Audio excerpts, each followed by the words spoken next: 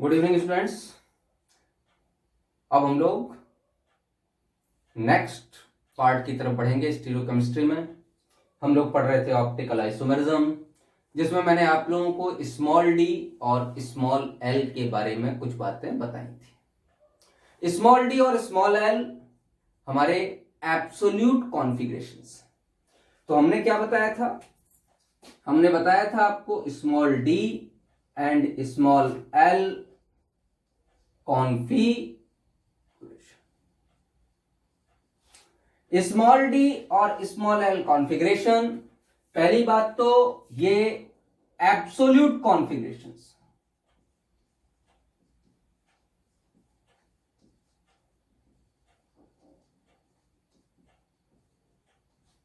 ये किसी से रिलेट नहीं रखते, इनका रिलेशन नहीं है किसी स्ट्रक्चर से।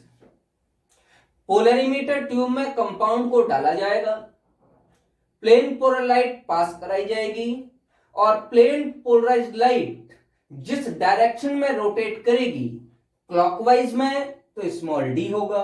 तो स्मॉल डी कब होगा बेटा? जब प्लेन पोलराइज्ड लाइट का रोटेशन क्लॉकवाइज होगा, क्लॉकवाइज रोटेशन। और स्मॉल एल कब होगा? जब प्लेन पोलराइज्ड लाइट का रोटेशन एंटी क्लॉकवाइज डायरेक्शन। किसका rotation? Rotation of plane polarised light. और प्लेन पोलराइज्ड लाइट का रोटेशन हम कैसे देखेंगे? कंपाउंड के सॉल्यूशन को पोलरीमीटर ट्यूब के अंदर डाल के, पोलरीमीटर ट्यूब के अंदर डाल के हम लोग कंपाउंड के रोटेशन को देख लेंगे कि कंपाउंड का रोटेशन क्लॉकवाइज डायरेक्शन में आ रहा है या एंटी क्लॉकवाइज डायरेक्शन में आ रहा है। तो सीधी सीधी बात है कि जब तक आपके पास एक्सपेरिमेंटली मतलब एक एपरेटस ना हो, तब तक आप स्मॉल डी और स्मॉल एल को क्लासिफाई नहीं कर सकते। समझ बात आ रही? यहां पर मैं एक एग्जांपल दे रहा हूं और आपका फर्स्ट प्रोजेक्शन बनाना भी सिखा रहा हूं आपको। तो let us consider the example of lactic acid. देखिए,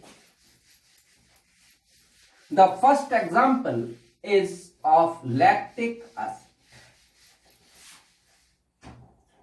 देखो बेटे, तो हम पहला पढ़ने जा रहे हैं optical isomerism in lactic acid.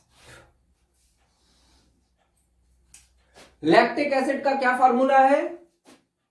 CH3 CHOH COOH.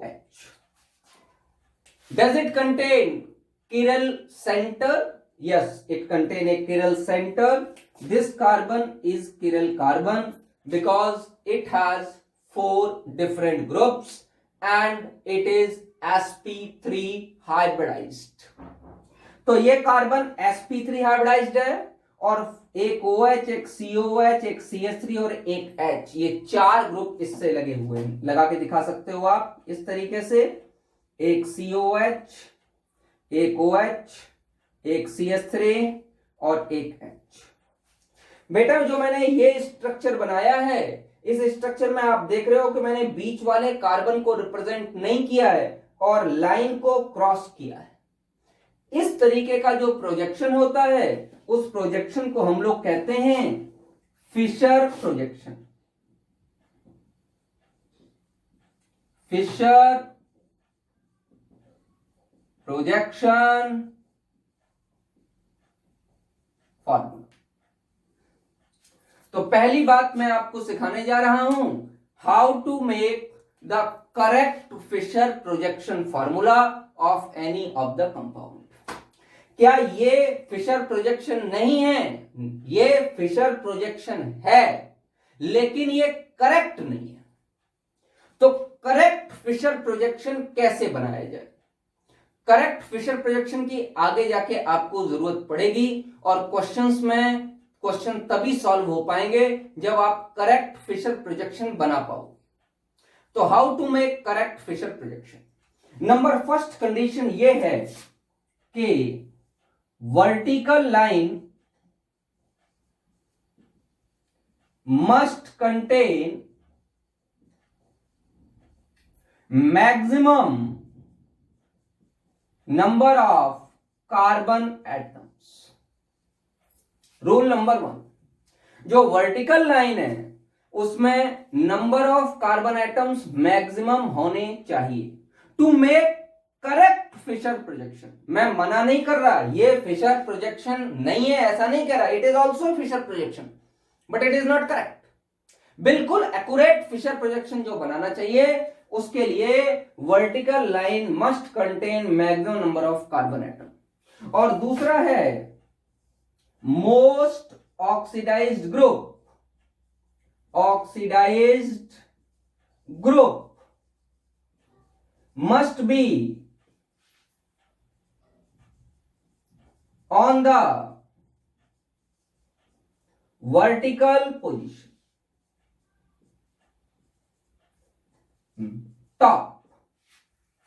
Top vertical position पर आपका मोस्ट ऑक्सीडाइज्ड ग्रुप होना चाहिए। वर्टिकल पोजीशन में जो टॉप पोजीशन है उस पर अगर मोस्ट ऑक्सीडाइज्ड ग्रुप अगर रखा जाएगा, और वो ग्रुप क्या है, क्या बताया मैंने, वर्टिकल लाइन पर number of carbon atom maximum होने चाहिए। तो बेटा मैं लैक्टिक एसिड का करेक्ट फिशर प्रोजेक्शन फार्मूला बनाना सिखा रहा हूं। देखिए क्या करेंगे, how to make correct Fischer projection formula. एक वर्टिकल लाइन लेंगे, CH3 CC, ये तीनों इसी लाइन पर आएंगे इसलिए इसको क्रॉस कर दिया जाएगा। 1 2 3, 3 कार्बन एटम प्रेजेंट है। समझ बात आ गई या नहीं आ गई?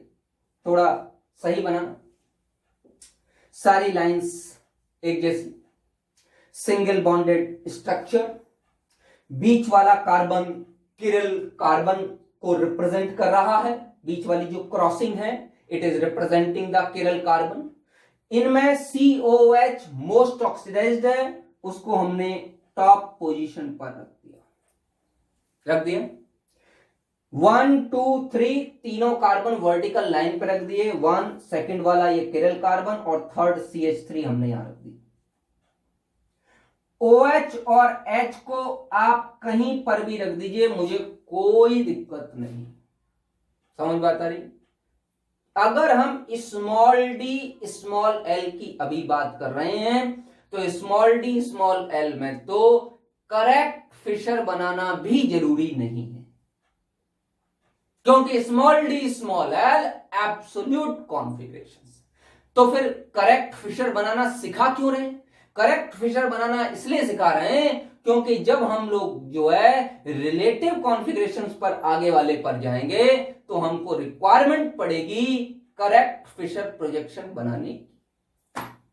तो अभी सीखो, पहला मैं सिखा रहा हूं कि how to make correct Fischer projection formula. ये मैंने पहली चीज आपको सिखा दी यहां पर, फिशर प्रोजेक्शन फार्मूला कैसे बनाएंगे। Vertical line must contain maximum number of carbon atoms. Vertical line पर कार्बन एटम मैक्सिमम होने चाहिए। Top most position on the vertical line must contain most oxidised group. जो टॉप मोस्ट पोजीशन है वो कौन घेरेगा? मोस्ट ऑक्सीडाइज्ड ग्रुप घेरेगा। H और OH कहीं भी रख दो, क्योंकि इस समय स्मॉल डी स्मॉल एल के बारे में मैंने अभी इसके बारे में ही बताया है, बाद बाकी के बारे में कुछ नहीं बताया, तो अभी कुछ नहीं कर। ये करेक्ट फिशर बनेगा। समझ बता रही?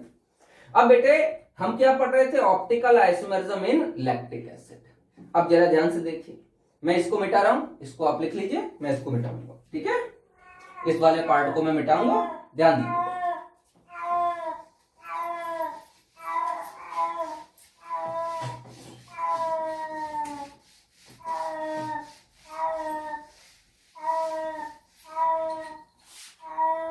ठीक है बेटे, तो एक फिशर ये भी बन सकता है कि हम लोग क्या काम करें कि most oxidised on the top, ये COOH ग्रुप है और ये CH3 ग्रुप है, और OH इधर रख दिया जाए और H कहां रख दिया जाए, इधर रख दिया जाए, तो एक फिशर की ये भी पॉसिबिलिटी है। समझ बात आ रही है? तो ये आपके पास दो फिशर की पॉसिबिलिटीज दिखाई दे रही हैं। अब आप कहोगे सर इसमें अंतर क्या है, क्या डिफरेंस है? देखो बेटे, अगर मैं यहां पर, ध्यान दीजिएगा, अगर मैं यहां पर मिरर लगा दूं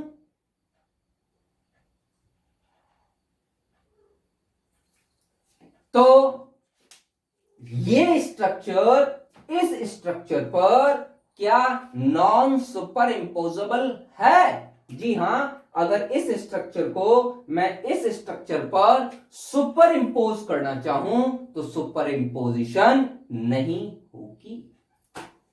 तो इसका मतलब देखो, इसमें OH वैसे तो नॉर्मल देखिए, इसमें OH राइट हैंड साइड लगा है, इसमें लेफ्ट हैंड साइड लगा है, तो आप सुपर इम्पोज नहीं करा सकते। सुपर इम्पोज नहीं करा सकते तो पहली बात यह हो गई कि these are नॉन, मैं नीचे लिख देता हूं, non superimposable mirror form. ये दोनों एक दूसरे की ऑफ ईच अदर,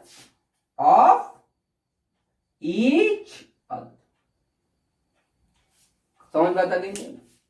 ये दोनों एक दूसरे की non superimposable mirror form हैं बेटे। 10 are known as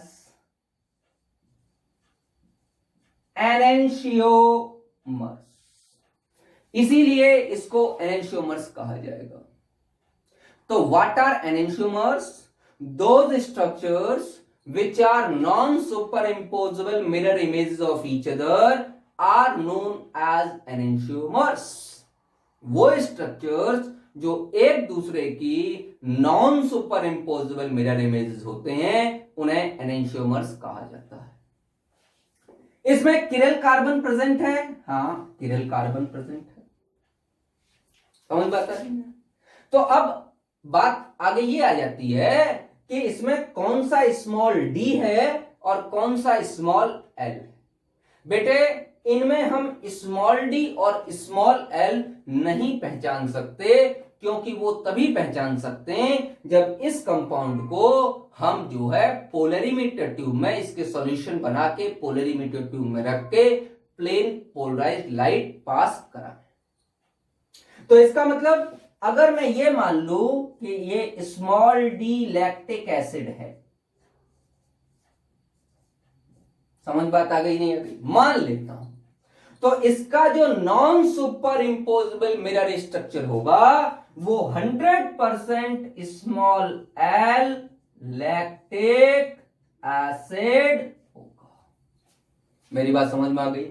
मतलब जो दो नॉन सुपर इम्पोजेबल फॉर्म होंगे, उस मिरर इमेज होंगे, वो एक दूसरे के जो non superimposable mirror images होंगे उनमें से अगर एक स्मॉल डी होगा तो दूसरा वाला 100% स्मॉल एल होगा। अगर इसको स्मॉल डी मान लिया तो ये स्मॉल एल होगा। बेटे उल्टा भी सही, अगर आपने इसको स्मॉल डी मान लिया तो ये स्मॉल एल है। ध्यान रखना, OH ग्रुप की पोजीशन राइट या लेफ्ट होना स्मॉल डी या स्मॉल एल के लिए कोई कंडीशन नहीं है। ये बहुत इंपॉर्टेंट पॉइंट है। बच्चे स्मॉल डी स्मॉल एल और कैपिटल डी कैपिटल एल नहीं समझ पाते। Small D small L practical experimentation के अलावा कहीं नहीं समझाया जा सकता। उसमें सिर्फ यही कहा जा सकता है कि if the two structures are non-superimposable mirror images of each other, then one is small d and other is small l। इसको बनाइए, आगे बताता हूं।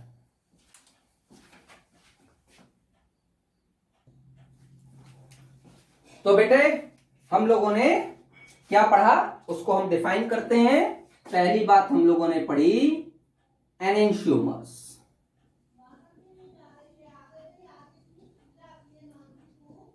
क्या है एनेंशियोमर्स बेटे?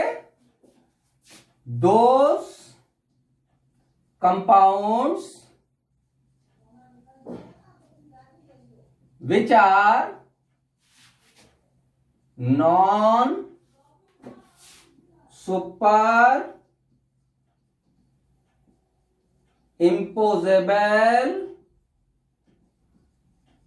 mirror images of each other are known as enantiomers, and the phenomenon is known as enantiomerism। इसका मतलब एनेंशियोमर्स की डेफिनेशन तो ये हो गई कि compounds which are non superimposable mirror images, वो तो एनेंशियोमर्स हो गए। और ये फिनोमिना एनेंशियोमेरिज्म कहलाएगा। तो enantiomerism is also known as OI। समझ बात आ गई या नहीं आ गई? ऑप्टिकल आइसोमेरिज्म का एक नया नाम आ गया, एनेंशियोमेरिज्म। समझ बात आ गई? तो those compounds which are non superimposable mirror images of each other are known as enantiomers and the phenomena is known as enantiomerism। अब देखिए क्या बनाया था बेटा हम लोगों ने? Lactic acid COH OH H CH3 और एक मिरर यहां बना लीजिए। तो क्या बन जाएगा? OH H COH और CH3। समझ में आता है? ये दोनों अलग अलग कंपाउंड हैं। ऐसा मत सोचना कि एक ही कंपाउंड पर हमने मिरर लगा के, मतलब हम मिरर लगा के बैठे, नहीं नहीं नहीं। ऐसा लग रहा है दो कंपाउंड को देखकर कि ये दोनों एक दूसरे की non superimposable mirror image है। इनमें से कोई भी एक मान लो, इसको मैं मान लेता हूं प्लस फॉर्म, मतलब डी फॉर्म और प्लस फॉर्म, और इसको मैं मान लेता हूं एल फॉर्म या माइनस फॉर्म। बोलो बेटे, यही तो बताया मैंने आप लोगों को। तो डी फॉर्म क्या करेगा? डी फॉर्म ऑफ लैक्टिक, मतलब इस कंपाउंड का अगर हम सॉल्यूशन बनाएंगे तो ये प्लेन पोलराइज्ड लाइट को क्लॉकवाइज रोटेशन दिखाएगा। और इस कंपाउंड का अगर हम सॉल्यूशन बनाएंगे और पोलरीमीटर ट्यूब से पास कराएंगे तो ये प्लेन पोलर लाइट को एंटी क्लॉकवाइज घुमाएगा। तो पहली बात हमारे पास समझ में आ गई कि पहला केस बन सकता है D lactic acid. D lactic acid में क्या होगा ये बताइए? पहली बात तो ऑप्टिकली एक्टिव होगा। ऑप्टिकली एक्टिव होगा तो क्या काम करेगा? Rotates the plane of plane polarized light in clockwise direction। बोलो भैया, क्लॉकवाइज डायरेक्शन रोटेट करेगा। दूसरा क्या है? Small L lactic acid. जो स्मॉल एल लैक्टिक एसिड है वो क्या होगा बेटा? वो भी ऑप्टिकली एक्टिव होगा और rotates the plane of plane polarised light in anti clockwise direction. समझ बात आ गई? तो बेटा small d lactic acid rotates the plane of plane polarized light in clockwise direction और small l lactic acid rotates the plane of plane polarized light in anti clockwise direction। मतलब lactic acid के दो जो है isomers हैं, optical isomers हैं, जो एक दूसरे के एनेंशियोमर्स कहलाते हैं, small D lactic acid and small L lactic acid. मेरी बात समझ में आ गई? दोनों कैसे पहचानेंगे? अगर एक को स्मॉल डी मान, अगर दो non superimposable mirror images हैं और एक को स्मॉल डी मान लिया जाए तो दूसरा अपने आप स्मॉल एल हो जाएगा। प्लेन ऑफ द पेपर पर स्मॉल डी और स्मॉल एल को नहीं पहचाना जा सकता। मेरी बात समझ में आ गई? अब जरा एक थर्ड चीज देखते हैं। इसको मैं मिटा रहा हूं बेटे, इसको लिख लीजिए पॉज करके। देखिए इसको मैं मिटाता हूं।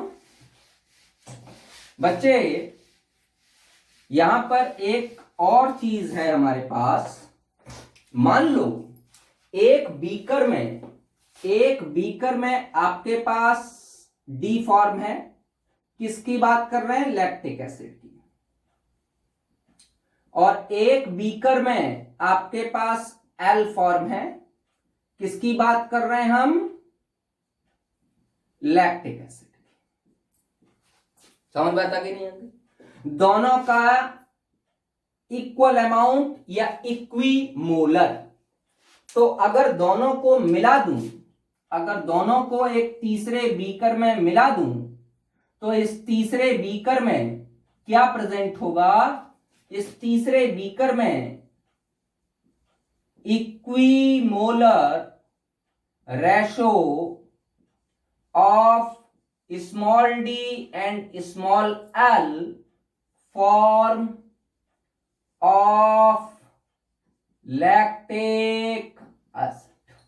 ध्यान दीजिए क्या कह रहा हूं मैं? स्मॉल डी फॉर्म था, स्मॉल एल फॉर्म था, इनके सेम अमाउंट।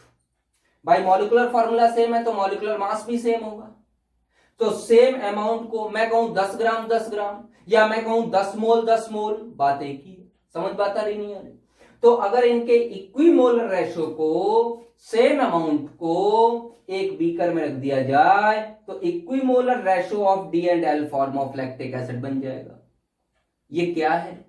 अगर दोनों का इक्विमोलर रेशो मैं पोलरीमीटर ट्यूब में रख दूं और प्लेन पोलराइज्ड लाइट पास कराऊं तो it will be optically inactive, it will be optically inert, it will be inert towards plane polarized light rotation। मतलब जब प्लेन पोलर लाइट पास कराओगे तो कोई रोटेशन दिखाई नहीं देगा। इस तरीके के सॉल्यूशन को हम क्या कहते हैं बेटे?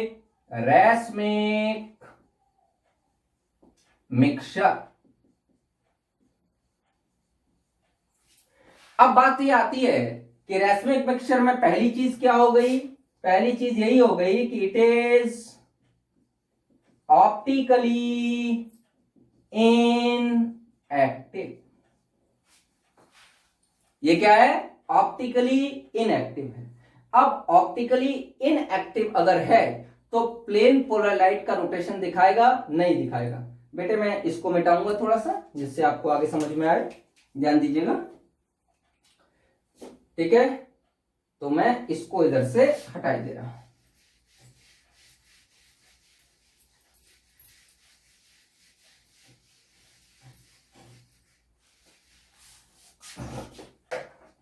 ऑप्टिकली इनएक्टिव है क्यों? दूसरी भाषा में हम लिख सकते हैं इट इज